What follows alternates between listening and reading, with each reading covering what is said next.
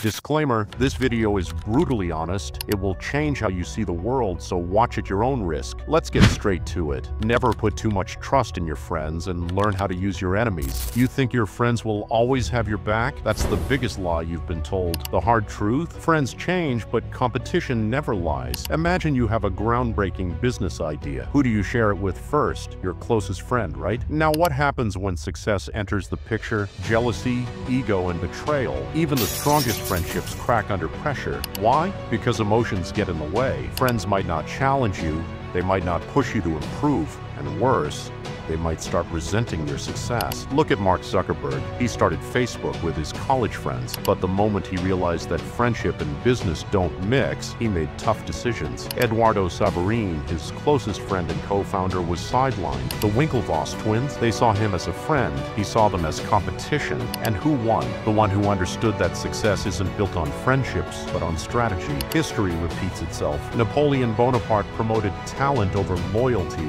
He knew that trust in friends could lead to betrayal. That's why he built alliances, even with former enemies, to secure his empire. But the moment he trusted his closest allies blindly, they turned against him. So what's the solution? Hire based on skills, not emotions. Choose business partners who bring value, not just familiarity. Build a network that challenges you, not one that makes you comfortable. Because in the end, you outgrow friends, but the right alliances push you forward. Now let's talk about enemies. Most people fear them, but the smart ones, they use them. Enemies bring out the best in you. They push you harder than any friend ever will. Why?